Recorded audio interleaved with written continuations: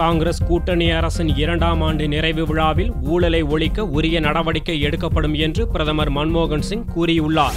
மத்தியில் காங்கிரஸ் தலைமையிலான ஐக்கிய முற்போக்கு கூட்டணி அரசு 2 ஆண்டுகளை நிறைவு செய்ததை முன்னிட்டு டெல்லியில் உள்ள பிரதமர் மன்மோகன் சிங் இல்லத்தில் விழா நடந்தது. கூட்டணி கட்சிகளின் தலைவர்கள் கலந்து கொண்ட இவ்விழாவில் அரசின் சாதனைகள் அடங்கிய 74 பக்க அறிக்கையை பிரதமர் மன்மோகன் சிங், காங்கிரஸ் தலைவர் சோனியா வெளியிட்டனர்.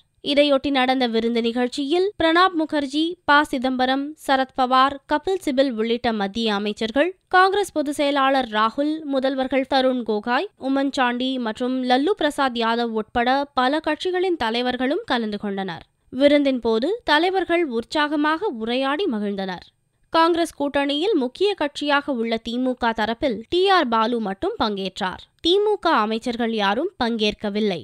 விழாவில் பிரதமர் மன்மோகன் சிங் பேசும்போது, அர்ப்பணிப்பு உணர்வுடன் நாம் பாடுபட்டால் பொருளாதார ரீதியில் இந்தியா விரைவில் வளர்ச்சி பெற்ற நாடாகும் என்று நம்பிக்கை தெரிவித்தார்.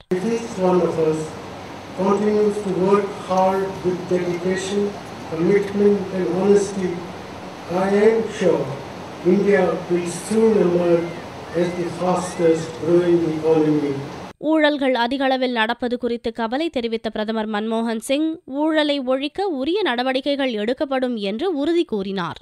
ஊழலை ஒழிக்க அரசியலில் ஸ்திரத்தன்மை ஏற்படுத்த வேண்டியதும் அவசியம் என்றும் அவர் கூறினார்.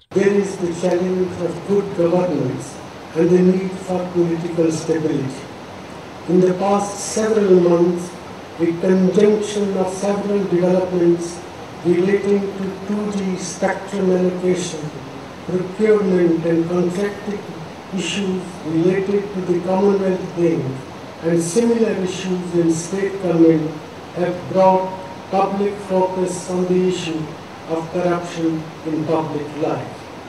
விழாவில் பிரதமர் மேலும் பேசுகையில், பணவீக்கத்தை கட்டுக்குள் வைத்திருப்பது தன்னுடைய தற்போதைய உடனடி சவால் என்றும் கூறினார்.